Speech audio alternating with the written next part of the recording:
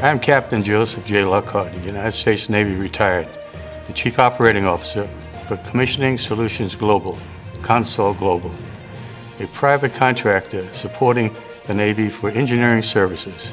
I'm also a consultant providing naval ship life cycle support services, applying over 50 years of experience over the entire naval ship life cycle, including research and development, preliminary design, acquisition, construction, ship operations, maintenance and modernization, and inactivation and disposal, plus operational planning, contracting, and policy-related issues.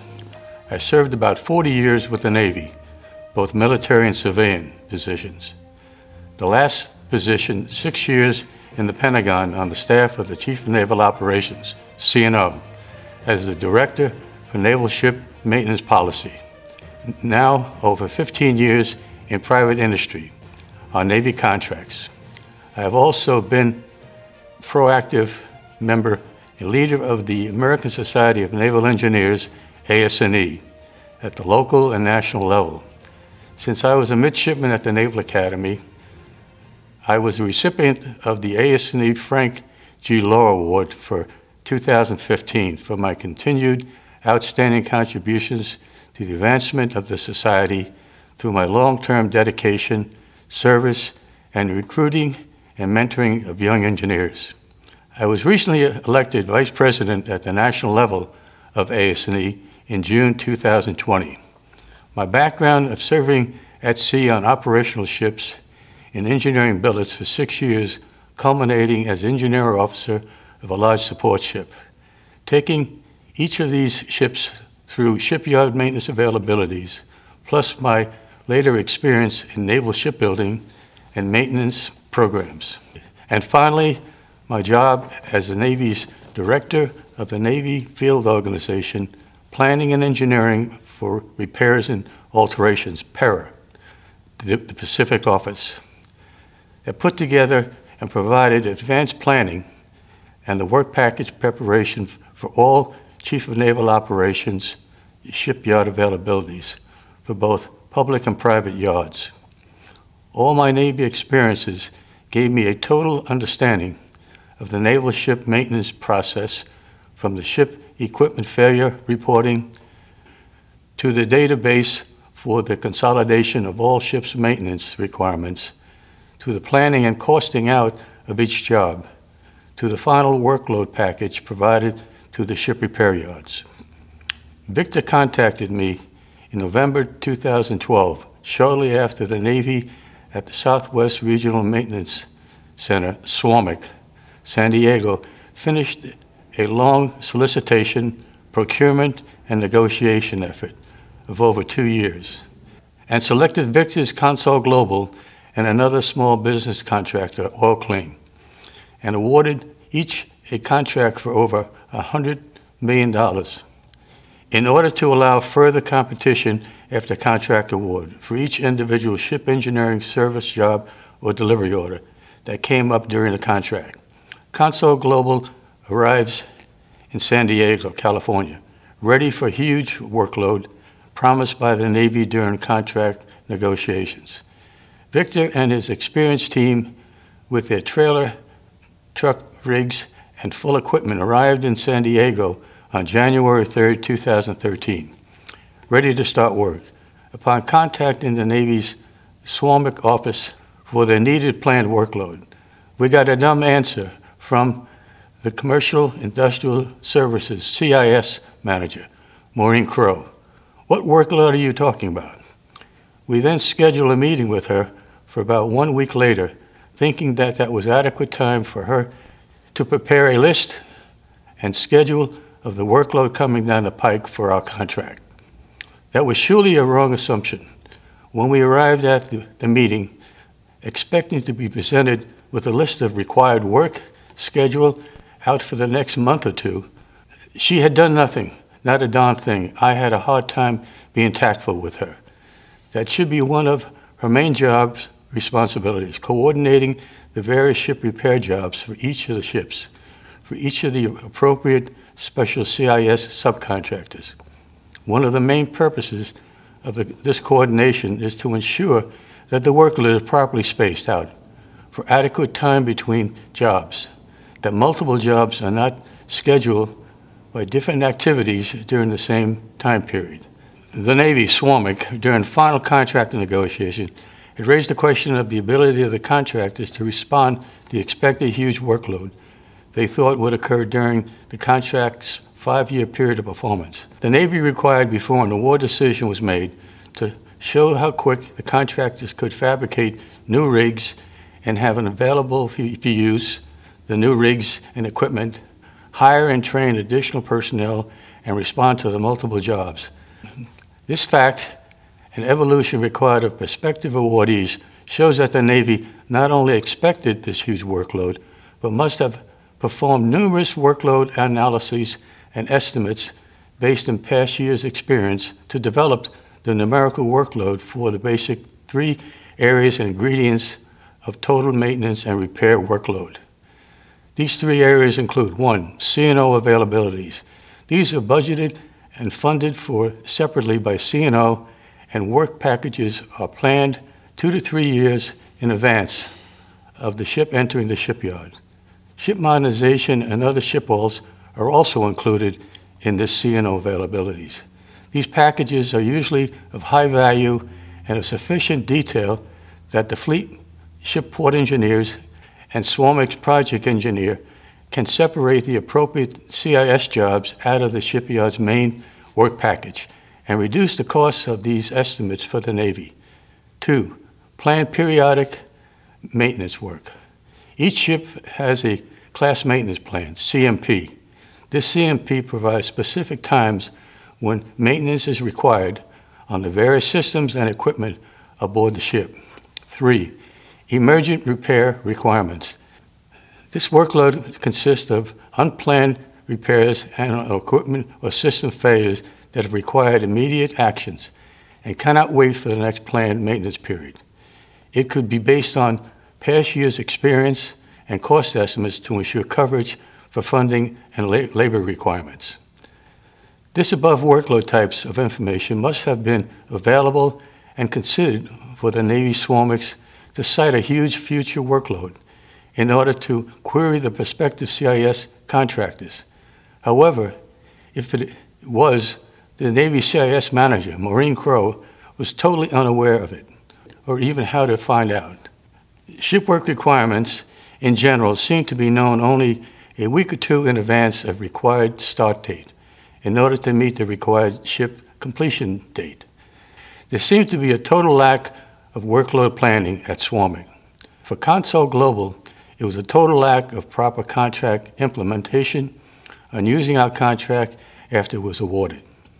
Meeting with the Navy SWAMIC Executive Director, Tom Coombs, and Senior Contracting Officer, Captain Joyce Saunders, USN, on March 14, 2014. It was over a year since Victor relocated his entire successful business from Louisiana to San Diego as requested by the Navy. And not one job had been given to his well-fought small business set-aside fixed-price contract. Even after we pushed for visibility with the contracting officer, CIS manager, and presented our company and its CIS contract to the influential fleet port engineers and SWAMIC ship project managers, we had gotten no place. Why the hell were they not using our already available and enforced contract, which would be at a lower cost to the Navy, rather than throwing the work over the fence to the big business repair yards at a higher price? Our lower costs could save money that would be available for additional maintenance on other ships. We scheduled a private meeting with the SWAMIC Senior Civilian Executive Director, Tom Coombs, a retired Navy captain I'd worked with when he was a retired Navy captain on a 3-star admiral's staff in San Diego, and I was sent out from Washington, D.C. headquarters to review their ship maintenance policy and program. And with the SWAMIC Senior Contracting Officer, Captain Joyce Saunders, USN Supply Corps. When I asked the question why SWAMIC was not using our contract to Mr. Coombs, He stated that the commanding officers of the ships were bitching to get the maintenance work authorized and completed as soon as possible.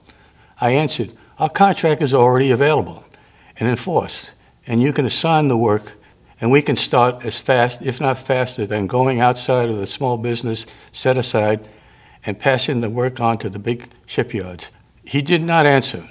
I then turned to Captain Saunders and asked her, why did you award the CIS contract to Consol Global if you had no intention of ever using the contract? She stated, we only awarded the contract so as to have you available in the event we needed you. I stated, who do you think you're talking to? That sounds like a retainer contract, not ours. Why don't you make a contract modification and make our contract a retainer contract and pay us $100,000 to $500,000 a month, and we can pay our bills and sit on our asses until you need us. She realized she had put her foot into her mouth and was quiet for the rest of the meeting. During an earlier meeting with Captain Saunders, and I had raised the same question, she replied, the indefinite delivery, indefinite quantity IDIQ clause in the Consol contract gives the Navy the authority to not provide any jobs or work through this contract. My response to her was, you and the Navy are misinterpreting, misusing, and abusing that Federal Acquisition Regulation, FAR clause. What was meant, if you do not have any jobs or work, you are not obligated to provide work or orders. And SWOMC supposedly has a huge workload. Therefore, your IDIQ argument has no justification or merit, nor any application to our CIS contract. Contractor Performance Assessment Reporting System, CPARS. Navy SWOMC abuse, questioning the value of the entire CPARS reporting system. CPARS is a web-enabled application system that collects and manages the records of a contractor's performance and supposedly is a critical tool in establishing who the government does business with and their performance on prior contracts. So this information can be used by subsequent government agencies in evaluating a bidder's performance for future contract awards. Before completion of the base year of our contract and the decision of the Navy's exercising the option year 1 was to be made, the CIS manager, Marine Crow, submitted a questionable CPARS evaluation on our contract. First, we were shocked that the evaluation was even submitted, since no ship jobs were performed and no money had been paid for any work. Second, we were even further shocked that it was a negative evaluation, including that if she had the opportunity to redo the award process, she would not select Consol Global for this award or any other award. This was pure retribution against us for our efforts to gain workload and schedule information she seldom had available, so we could properly plan our support to the Navy. Most small businesses would just accept her action and just walk away. We fought this negative evaluation, provided justified comments to reverse her evaluation into a positive one authorized by a higher authority. About 2 years ago, I approached Vice Admiral David Lewis, USN, the director of the Defense Contract Management Agency, DCMA, to discuss the entire set of events of this contract and its improper implementation by SWOMC, and included the CPARS action, especially since the CPARS is directly under his purview. In addition, since DCMA is at the top of the hierarchy for defense contracting, I thought it was imperative that I made him aware of all the issues and the personnel in the Navy and the government that we had approached with no success. We were at our wits' end. I have known Vice Admiral Lewis for over 20 years, mainly through our joint efforts and personal interactions with the American Society of Naval Engineers, ASNE, and working environment when we both worked at the Naval Sea Systems Command in Washington, D.C. He too was shocked how an evaluation, especially such a negative one, was even allowed into the important contract data system. Although Vice Admiral Lewis and I spent numerous emails and telephone calls discussing our contract and its trials and tribulations throughout the past, and was very sorry the Navy, SWOMC, had not taken advantage of our CIS contract and its many advantages, especially the use of highly specialized small business contractor and the reduced cost to the Navy so that these savings could be used for additional ship maintenance and repairs and improved readiness in the fleet. Vice Admiral Lewis even recalled when he was a captain back at the Naval Sea Systems Command, NAVC, and worked for Vice Admiral Kevin McCoy, U.S. Navy, commander of NAVC at the time. And they were discussing this new program and its many advantages, especially the saving of money and improved readiness in the fleet. However, my plans and efforts to expose and my expectations with Vice Admiral Lewis never came to fruition, and no actions that I know of were ever implemented, no changes resulted. Never enough money for maintenance and repairs for the last 55 years. I have heard this cry for the last 55 years. I have heard this cry throughout my career, 40 years with the Navy, military and civilian, and 15 years as a Navy contractor. Navy estimates and reduces submitted to the budget requirements for operation, maintenance, and Navy, O&M. Then inadequate advanced planning of work items for shipyard availabilities caused further underestimates. Then during the execution or current year of actual maintenance actions, many open and inspect items are found to be greatly underestimated, and no pre-negotiation was done for this new work at a lower price. The result is insufficient available funds for this ship. Since the ship is already in the shipyard and is the execution year, not a budget year, the money is taken from another ship that has not started its shipyard period. And as a result, this later ship either loses that money for its work packages or the Navy takes money from a subsequent ship, or the last ship's availability would be canceled and moved to the next fiscal year, and maintenance delayed further. This has gone on for many years. The fleet is never fully maintained, and readiness is impacted. As a final result, the ships usually don't reach their design planned life and are retired early. The Navy puts a major emphasis in the acquisition of new ships, but fails to maintain what they already have. You don't increase the size of the fleet very fast that way. The CIS program was initially launched as a way to help address that problem, save maintenance funds, and obtain a higher professional job for our Navy ships, and get more ship maintenance for each dollar expended. By awarding special work to specialty small business contractors, we should avoid the higher cost of big shipyards, which add on all their overhead costs and other fees to the total bill to the Navy. In addition, the process includes a selection of 2 small businesses to further compete for each job or delivery order, thus reducing the cost further. However, if the Navy consciously fails to use or support this program, the potential savings are never realized. Captain Alvaro Cuellar, Swarmic Waterfront Officer in Charge, commented to Victor that we had the wrong business model. Use our contract versus joint qualified suppliers list of MISMOs, the big shipyards. During our efforts to obtain ship work in the early years of the contract, we kept pursuing Captain Al Cuellar and pressing upon him to get the port engineers and Swarmic ship project managers to utilize the CIS contracts. To save maintenance money, he subsequently told Victor that Victor was using the wrong business model. He stated that we should join up with the big shipyards, at that time the MISMOs, and request to be added to their qualified suppliers list, QSL. Victor was shocked that a Swarmic Navy captain was telling him to forget his $100.7 million contract from Swarmic and go begging to the big shipyards to be a subcontractor to them and compete for work with all the small businesses in San Diego that had lost out to Victor for the CIS contract. What was the value and reason for Victor to be awarded the CIS contract? After some time of not getting work for the CIS contract, we eventually did go to the big shipyards and tried to join their QSLs, and found some reluctance and delays in accepting Consol Global to their QSLs.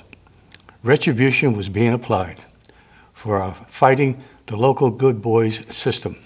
Congressional code law to all government agencies was the goal of 23% of agency annual contract funding should go to small businesses.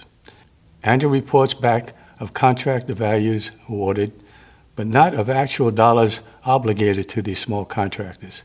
Congress's goal of obtaining 23% of agency actual contractor funding shall go to small businesses in the interest of maintaining or mobilizing the full productive capacity of the United States. In the past, I have been a Navy program manager for major shipbuilding contracts with major private shipyards, big business, also with many small businesses for ship maintenance and repair.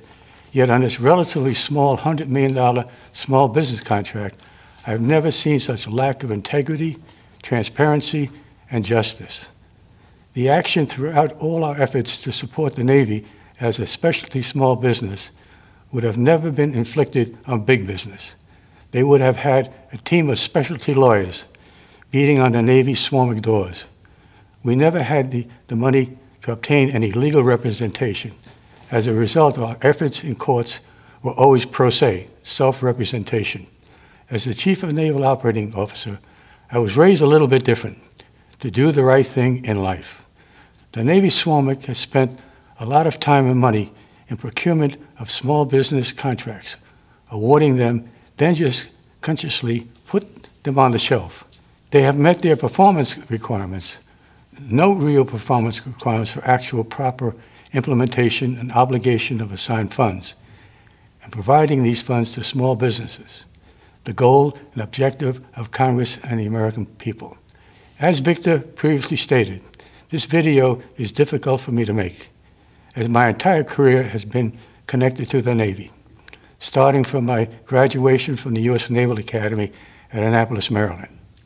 But today I am so totally embarrassed and mad at the Navy and the three branches of our government from what I have experienced during the last few years, that I have a personal obligation to fight what is right and see justice come to the light. We have a GoFundMe account set up to generate donations to obtain legal representation to help fight and correct the wrongs put upon us during this contract. Please help support this effort by donating as much as you possibly can so we can obtain justice for the system and restitution for our losses. Thank you for taking the time to learn what one small business has gone through in its efforts to support a Navy contract and the readiness of the fleet. Joseph Lockhart, Captain, USN, retired.